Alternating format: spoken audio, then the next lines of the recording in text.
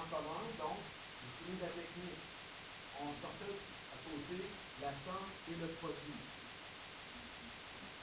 Somme en commun, 8, 10 et 3, il y a rien qui est diviseur commun tout ça. Donc, somme ici, c'est moins 10. Et le produit, souvenez-vous que c'est A fois C, donc 27.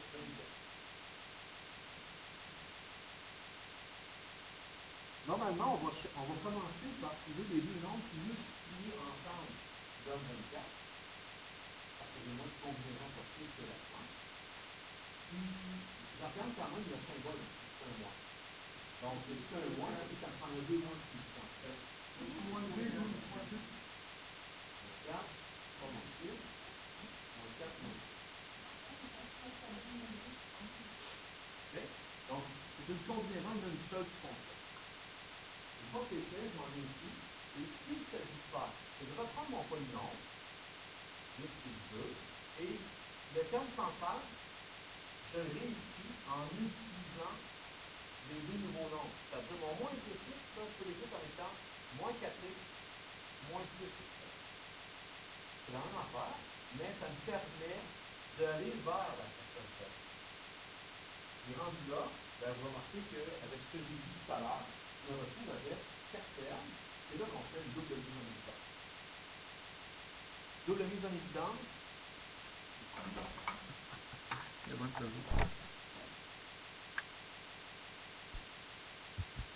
Donc, double mise en évidence. Les deux premiers, je peux sortir 4x. Ça me fait x moins 1. Et des deux autres, de 6 et de 3, je peux sortir assurément 3. Mais vous allez voir que ce serait mieux ici de sortir moins 3 parce que j'anticipe ce qui va se passer. J'ai-tu fait une erreur, moi?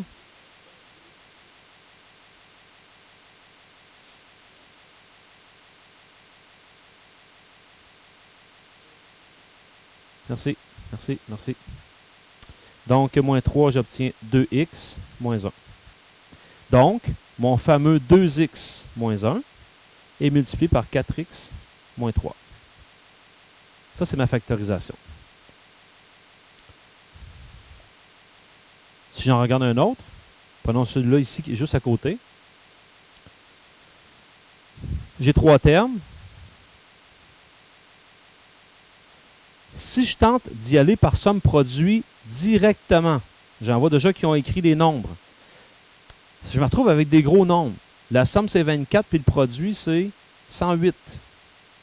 Mais je pourrais faire une MES avant, une simple mise en évidence. En fait, je peux factoriser 3. Donc, je vais sortir 3 en évidence. 3x2 plus 8x plus 4. Et ce que je vais aller factoriser à ce moment-là, c'est ça ici, en conservant le 3. Mais ça rend mes calculs beaucoup plus faciles à faire. Ma somme, c'est 8. Puis le produit, c'est 3 fois 4, 12. 6 et 2. Donc, 6 plus 2, 6 fois 2. Comme tout à l'heure, c'est sûr que je vais garder ici le 3 en évidence. Et entre parenthèses, j'aurai mon 3x2. Puis mon 8x, c'est lui que j'écris comme étant 6, donc plus 6x, plus 2x, plus 14. Plus 4. C'est vendredi. Plus 4. Donc, poursuivons. Parenthèse. Des deux premiers termes, je peux sortir 3x, qui fait x plus 2. Plus, des deux derniers, 2x plus 4, je peux sortir 2, qui fait aussi x plus 2. Ce qui signifie que 3 multiplie x plus 2, qui lui est à la fois multiplié par 3x plus 2. Et vous avez là votre factorisation. Caroline? Ça ne dérange pas du tout.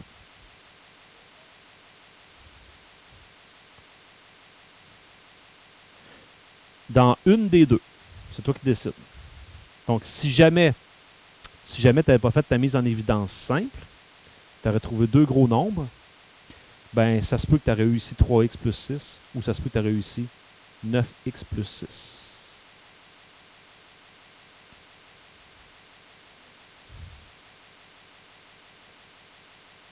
OK. Ben, trinôme carré parfait, ça vient de ceci. A plus B au carré, puis A moins B au carré. Ça, c'est des identités que vous avez vues l'année passée.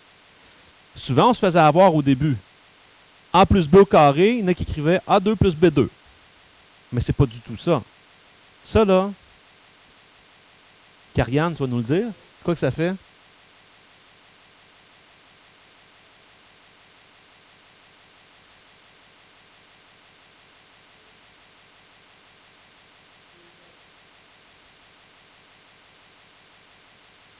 Ah ouais, fallait. Samuel, pendant ce temps-là? Ouais. Donc, plus AB, plus AB.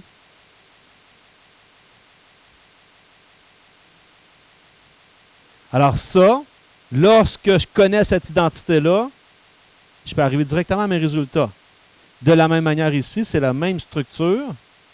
A2 moins 2AB plus B2. Parce que moins fois moins à la fin, ça donne du plus. Bon, ça c'est mon trinôme carré parfait. Mais ça va dans les deux sens. Qu'est-ce que ça veut dire ça va dans les deux sens? Quand je me rends compte que j'ai un carré à la fin, j'ai un carré au début, puis mon carré à la fin, il est toujours positif. Quand j'ai ça, je tente d'aller vérifier le terme central. Est-ce que le terme central, c'est la racine de chacun doublée? Parce qu'à force d'en faire, c'est comme ça que ça fonctionne. Ce que je veux dire par là, si je prends celui-là ici, c'est un carré, c'est un carré. Lui, ça vient de x, lui, c'était de 1. Puis quand je les multiplie et que je double, ça me redonne 2x. Donc, si je le perçois, je peux tout de suite dire, ben ça veut dire que c'est un trinôme carré parfait, et ça venait de x et de 1, de x et de 1, puis c'est un plus. Ça, c'est quand je le vois. Si je ne le vois pas, je vais faire quoi avec un trinôme comme ça? Ben, vous voyez que la bonne recette, somme, produit. La somme ici, c'est 2, puis le produit, c'est 1.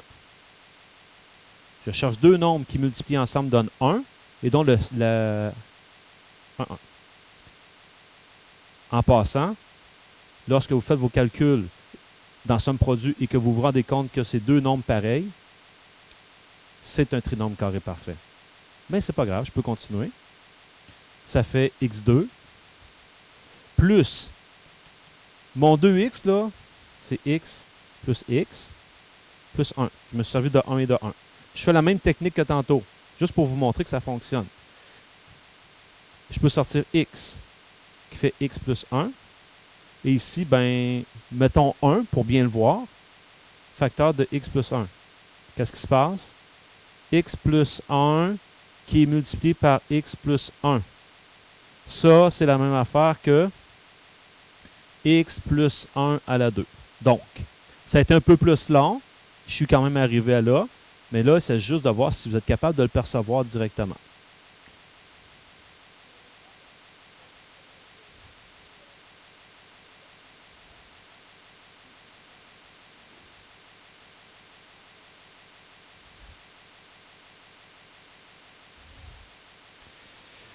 À condition que ce soit un carré ici aussi.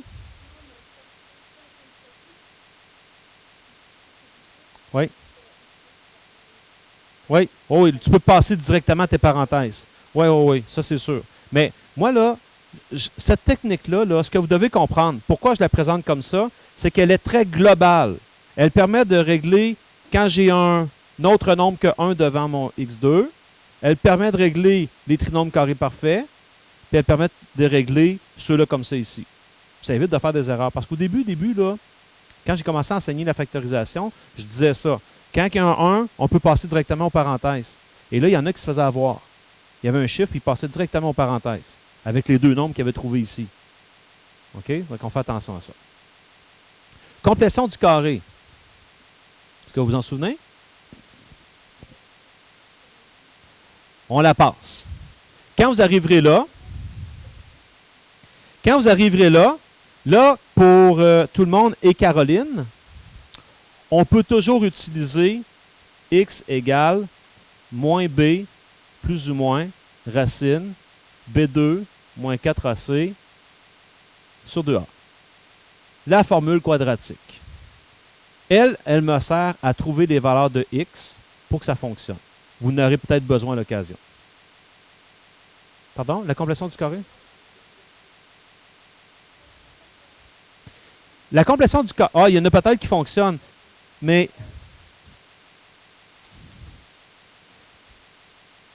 même lui, ce sont des exemples ici qui ne fonctionnent pas.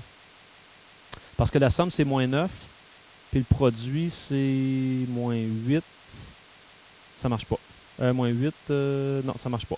Fait que j'ai pas de nombre qui fonctionne. Fait que c'est là que je suis pris pour... Mais en fait, c'est pas vrai qu'il n'y a pas de nombre qui ne fonctionne pas. Il n'y a pas de nombre entier que je connais qui donne cette combinaison-là. Il y a peut-être des nombres rationnels. Des nombres à virgule.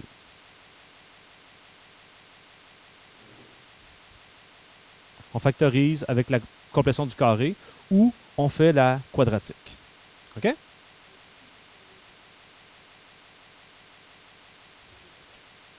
Ben, en fait, ici, factoriser, mais la factorisation va me donner deux parenthèses.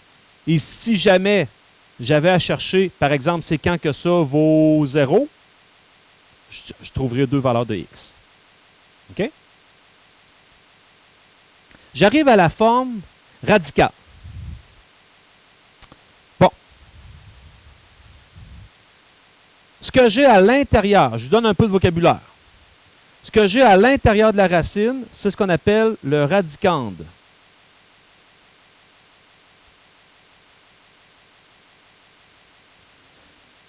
Radicande. Je n'ai pas dit fatigande. Ici, c'est l'indice.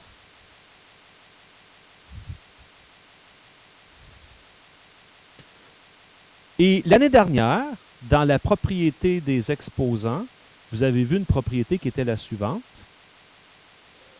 A exposant m sur n. On peut écrire l'équivalent de ça en radicaux. C'est la même chose que la racine de a à la m. Et c'est la racine n-ième.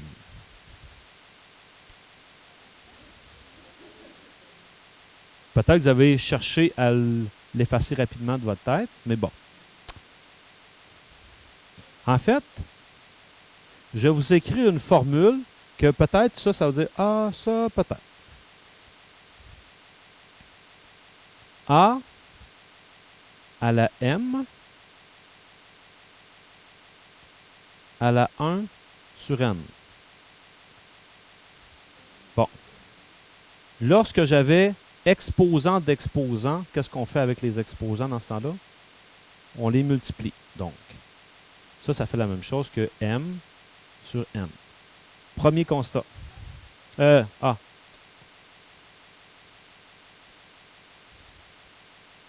On les multiplie. Je vais me servir de ce principe-là. Prenez votre calculatrice pour voir si c'est véridique.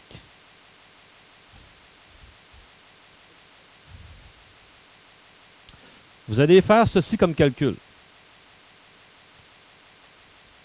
9 exposant. Exposant est ici. Ça va? Puis votre 9, il est là. Je vais mettre entre parenthèses un exposant fractionnaire. Donc, je vais mettre entre parenthèses pour qu'ils comprennent bien. Je vais lui mettre une demi. Ça donne 3. Je recommence. Je vais faire 144 exposant une demi.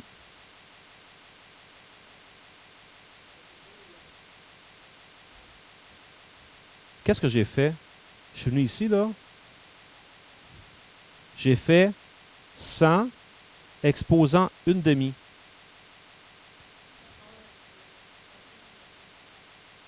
C'est comme 100, la racine, c'est comme 100 à la 1, puis mon dénominateur devient mon indice. Donc ça fonctionne, on l'a vu. Ben, c'est savoir c'est la racine quoi? C'est la racine cubique, la racine quatrième, la racine... OK? Juste pour reconfirmer une dernière chose, pour être certain que ça fonctionne. 81 exposant un quart.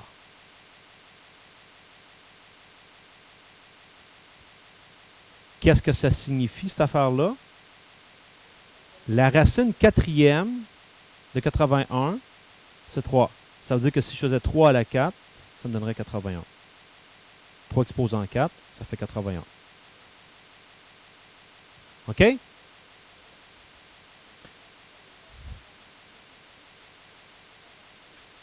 Ah ouais, tu peux faire ça comme ça. Mais ta racine cubique est ici. Dans maths. Donc, je m'en viens ici. Ça signifie que si je veux transférer de la notation exponentielle aux radicaux, on comprendra que ça veut dire que mon exposant, c'est fractionnaire. C'est ça que ça prend. Ça veut dire que ça, c'est la même chose que la racine septième de a à la 5. Ça ici, c'est la même chose que la racine septième de 5. Et ça, c'est la racine carrée de 4 qui me donne 2. Pour ceux qui sont visuels, juste reprendre ça ici. Et quand je manipule un peu pour mieux comprendre, je peux voir que a à la 5 septième, c'est la même chose que quoi?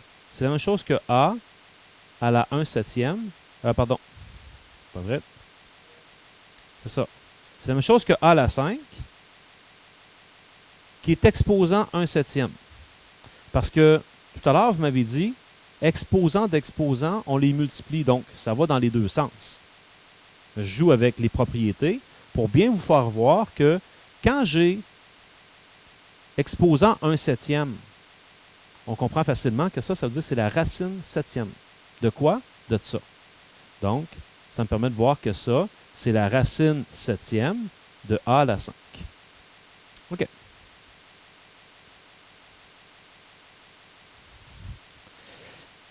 Bien, ça veut dire que je peux manipuler des radicaux. Puis des radicaux, ben ça ne s'additionne pas super bien. Mais lorsqu'ils ont la même structure, c'est pour ça qu'on va les manipuler, ça me permet de pouvoir faire des opérations sur les radicaux. Ça va bien. Page 43. Les propriétés des radicaux. Elles permettent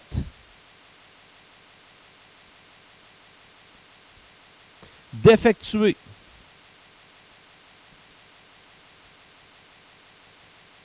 des opérations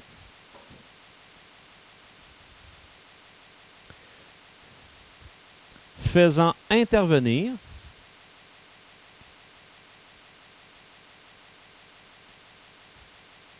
des radicaux.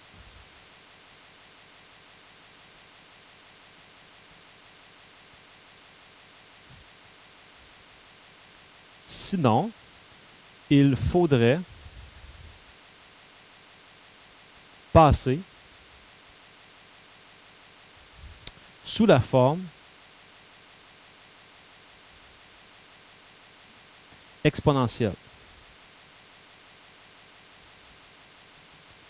Exponentielle, ça veut dire exprimer une racine comme étant un nombre exposant une fraction. C'est un peu ce qu'Abou a dit. Il dit, si moi, ça veut dire que je ne trouve pas la racine cubique et où sur ma calculatrice, je pourrais faire le nombre exposant un tiers. Donc là, il vient de passer à la forme exponentielle. Frédérica?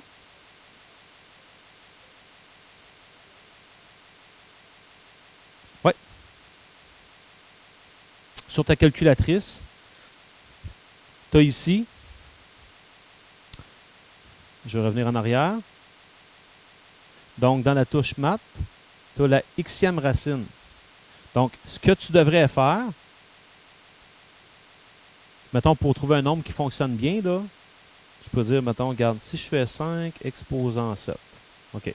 Donc, je vais faire la septième racine de ça. Ça devrait me donner 5. Donc, je vais faire la septième. Je dois l'indiquer, la septième racine. Celle-là ici. De ça. Elle va me donner 5. Ou je pourrais aussi dire, prends 78, 125, exposant un septième aussi. Direct. Quand j'ai compris la notation exponentielle, là, je ne perds pas de temps, là, ça va super vite. OK? Alors, première propriété de transformation, ce sont des propriétés que vous connaissez. J'ai eu la confirmation hier. Ben, avec le restant du groupe. Donc, pour tout A et B, nous ne sommes pas de grands amis. Plus grand ou égal à 0, la racine de A fois la racine de B, c'est la même chose que faire la racine de A fois B. Donc, faire la racine séparée ou la faire tout à l'intérieur, ça revient au même. On verra que ça va me permettre d'écrire des nombres d'une manière différente ou des expressions algébriques d'une manière différente. Et ultimement, la fonction racine carrée, dans laquelle j'ai des paramètres, on devra à l'occasion la manipuler pour la retrouver sous la bonne forme. Comme on a fait avec la fonction valeur absolue. Hein? Le paramètre B, je vous ai dit à un moment donné, on peut manipuler nos choses pour s'assurer que le paramètre B, c'est 1. Je la sortais à l'extérieur de la valeur absolue. On avait à faire ça.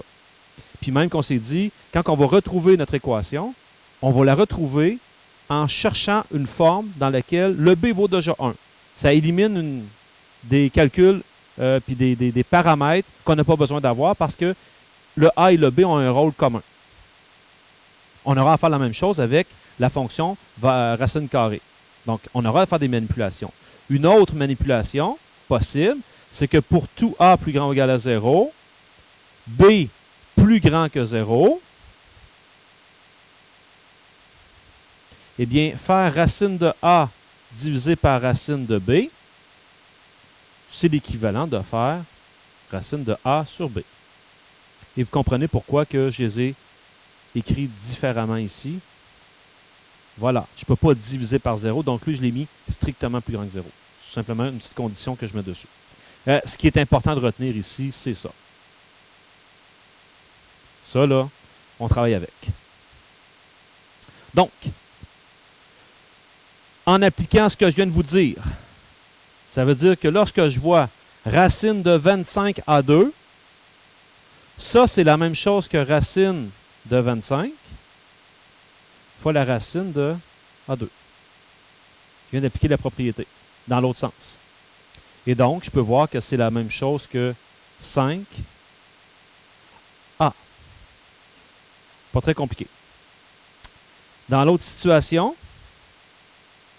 ça, c'est la même chose que 4. Racine. 9C plus 18D. Je vois qu'ici, je peux faire une mise en évidence simple. Je peux sortir 9. Je fais 9, parenthèse, C plus 2D. Si je vais encore plus loin, ça, c'est la même chose que 4. Et cette racine-là ici, j'ai un fois entre les deux. Je peux appliquer la technique, dire ça, c'est la même chose que racine de 9 fois la racine de C plus 2D. Et je sais que racine de 9, ça vaut 3. Donc, ça ferait 12 racine de C plus 2D. Juste en manipulant, OK? Ça, là, je ne vous apprends pas grand-chose. C'est uniquement de la manipulation algébrique. en lien avec des propriétés qui existent. La page 44, vous pouvez tirer un grand trait là-dessus. Deuxième technique qui n'est pas très pertinente. Alors, je vais directement à la page 45. Et on va faire des opérations sur les radicaux.